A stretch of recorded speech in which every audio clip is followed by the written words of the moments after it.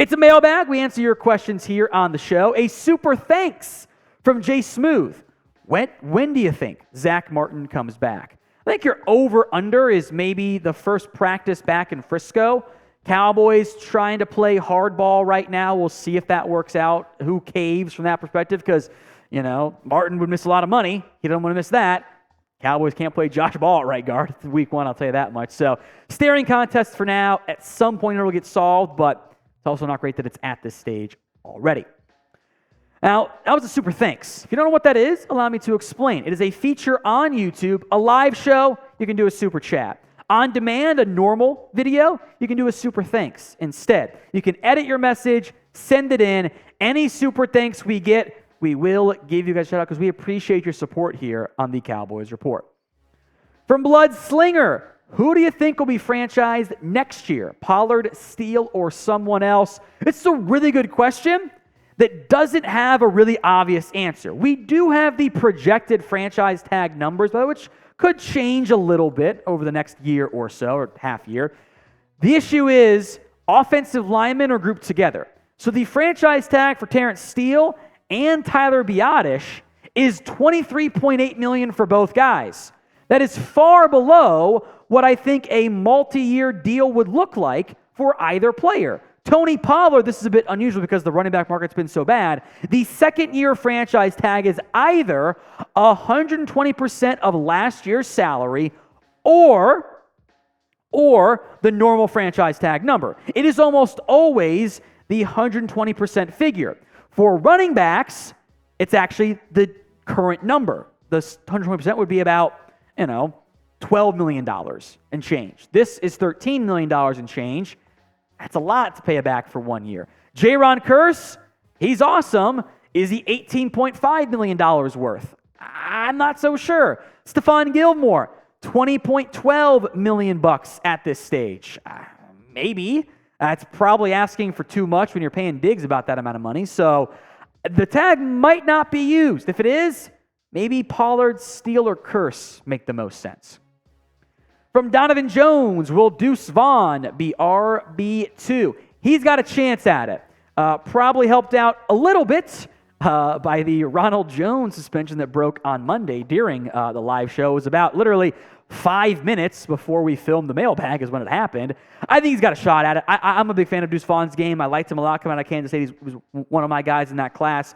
Other options include Malik Davis, Rico Dowdle, Hunter Lipke as a dark horse candidate, and or a totally different veteran not even on this list, because the Cowboys maybe don't like the young guys and they don't impress them enough there in the end. Dowdle, Davis, Vaughn, I think are your clear favorites right now, especially in light of the 2-game Ronald Jones PED suspension. So pick an RB2.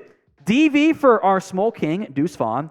MD for Malik Davis. RD for Rico Dowdle. RJ for Ronald Jones, after the suspension ends, is your qualifier there. Or comment somebody else. Maybe there is a veteran or a trade target you want to go out there and find. This is going to be today's pinned comment, so if the ad comes here on YouTube, take advantage of it. Head down there and go vote. From Leroy Pearson Jr., would you consider signing offensive guard Andrew Norwell as depth on the offensive line? 2 years ago, you bet your ass I would. Now, I did talk to some of my Commanders friends over there, people I know who cover the team, etc. I asked them, okay, how cooked is Norwell? And I got back negative comments in terms of what he has left at this stage in his NFL career. So if you have to, sure. I just not sure you're really going to get great play out of him there. From Unitive, where would you rank Tyler Smith among tackles/guards? I don't know. It's a good question. Definitely starting caliber. After his first year, arrow upward. Picking an exact number is actually pretty tough for me. I would want to, let me put it this way. If he's top 15, top 20 undisputably this year, that's good upward progression. He was good last year. I think that top 15, 20 would be very good this upcoming year. Sheldon Johnson, why are we acting like Zach holds the key to the Super Bowl? He should want to be a part of this. I mean, he does. He just wants more money too. I don't know if it's really like he's the key to the Super Bowl. It's also that if you have to play Josh Ball, who's confident. Like Dak, and like most quarterbacks, struggles with some of that interior pressure. If you're putting Josh Ball, Matt Farniok out there, I don't have as much confidence in this offense. Eugene Roberts, do you believe in other backs that could be RB2 to Pollard? I see Vaughn as an RB3 for this season. I mean, I think that would be the internal candidates. Rico Dowdle, Malik Davis. Mike McCarthy has hyped up Dowdle a few times. Davis was enough to make the team last year as a UDFA. So as an RB2, there will be concern until we see him in the preseason to an extent. But I think there's enough to get by, assuming Pollard stays healthy. Today's Cowboys Report is made possible by Rocket Money. Now, if you have heard of Rocket Money, did you know that 80% of people have subscriptions they forgot about? Maybe it's an unused Amazon Prime account, a Hulu account that never gets streamed. There's this great app that I love using that helps me track all of my expenses. Because of it, I no longer waste money on subscriptions I don't even use. You might have heard of it. It's called Rocket Money, formerly known as Truebill. The app shows all of your subscriptions in one place, then cancels for you whatever you don't still want. Rocket Money can even find what you know you were paying for. Maybe you were double charged for one you didn't even know about. To cancel your subscription, all you have to do is press cancel. Rocket Money takes care of the rest. They'll handle it. You don't have to deal with trying to cancel and be offering you a new deal. No, I just want to cancel. Just do it for me, please. Get rid of those useless subscriptions with Rocket Money now. Go to rocketmoney.com/Cowboys. It could seriously save you hundreds of dollars per year. Links in the comments section and the description of today's show. It's rocketmoney.com/Cowboys. Check them out. Gary Sanderson, most underrated player in Cowboys history and most overrated player. Oh boy, that's a tough one. I'm gonna look up.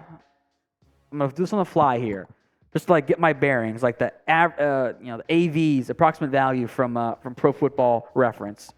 Cornell Green's stupid high on that list. That's kind of crazy. So is Ralph Neely. Those are two deep cuts there. Aikman isn't even top 10, which is kind of crazy when you think about it from that perspective. I'm going to go with Darren Woodson because he should be in the Hall of Fame. It's a joke that he's not as my most underrated player. Overrated. I'm feeling in a good mood today, so pass. Brokov.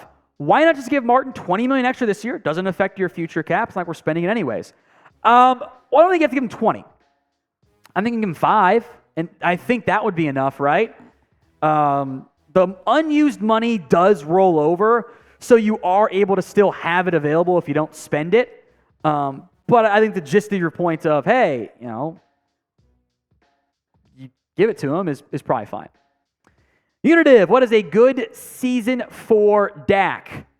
Honestly, regular season-wise, what he's done the past couple of seasons, which is top 5 offense, outside of some bad tip interception luck, really good play on the field.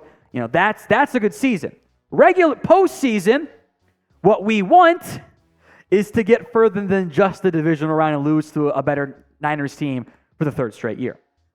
From Jamie Little, why not trade for Hunter Renfrow?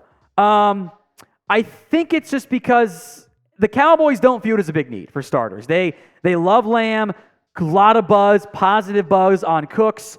Gallup, they are optimistic on. We'll see if that ends up happening from that perspective, if those impacts are there for him. Jalen Tolbert, a lot of positive buzz there too.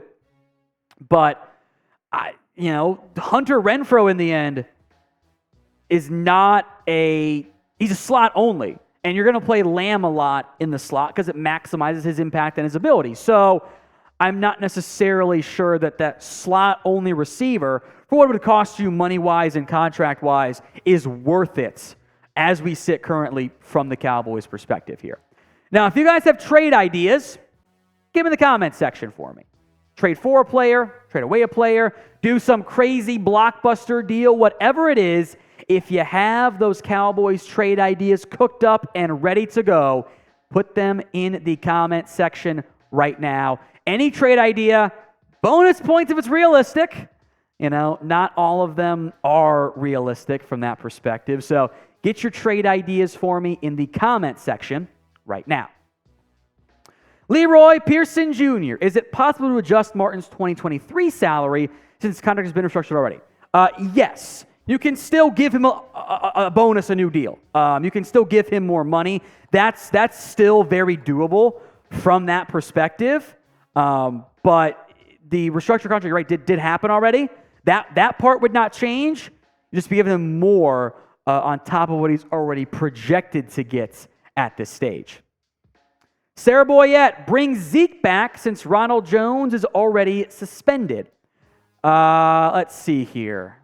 I don't know if the Ronald Jones suspension is going to drastically change how the Cowboys feel about their running back room. Maybe they want more veteran insurance, but they're still going to get a look at Jones. Get down in 2 games if that was the case. So I don't think this is going to move the needle in the Zeke direction. From Tyler, see the camp videos of Turpin. He squeezed into the offense a 3rd, 4th slot receiver. So everything's better than Fehoko. On those whip routes, that you kind of start with like a little slant and then cut it back to the outside, he's looked damn good. Now, those routes are really tough to cover. I mean, Cole Beasley made a living off of that one route for years when he was man-on-man. Tolbert's looked really good. Turpin's looked good. I think both those guys kind of a bit ahead of Fehoko from that perspective. So I don't know about 3rd receiver, but if you can have a slot receiver, use him somewhat on offense, would be nice if it didn't happen at all last year. So stay in the loop, folks, with everything going on around America's team, news, rumors, mailbags, and more. If you haven't already, hit that sub button, youtube.com/@CowboysTV. Free videos every single day. Zeno's saying, trade 2 firsts for, I assume, Stephon Diggs. No. I don't want to trade 2 first-round picks for Stephon Diggs. A, it's not going to happen. The Bills' money does not work at all in that area. It's a horrible trade for them. From a cap instant impact perspective, it would just destroy it for 1 year. But he's also not worth 2 first-round picks. Stephon Diggs is a very good football player. Guess what is going to happen at some point in Dallas? He's going to get disgruntled. He did it in Minnesota. He did it in Buffalo. That's just who he is. That would be a big issue for me. Ricardo Foots, you believe Dak gets out of those numbers of interceptions last year? I don't think so. I also want to remember, how did we get to the interception number? If Dak throws 15 INTs, is it because, again, his receivers couldn't catch? Or was he just bad for the first time since like 2017? He wasn't bad last year. Don't let anyone tell you otherwise. He was still a top 10 quarterback in pretty much any metric you want to use a valuable metric, ones that NFL teams tend to use right there. Interceptions were high. There are reasons and excuses why interceptions happen. There were a lot of reasons that were not Dak's fault as to why they happened. Austin Cook, how much is Micah Parsons going to get? My answer is yes. We'll see what Bosa gets from the Niners. That deal should get done at some point in August, if not sooner, or mid-August, I should say. And Micah will beat that number. It'll probably be around $30 million, if not more, and he's worth it because he's a special, special player. So rank Micah Parsons for me among NFL defenders. Where does he rank? Is he 1? Is he 2? If he's below 3, I'd be kind of surprised there. But get those votes in for me in the comment section right now.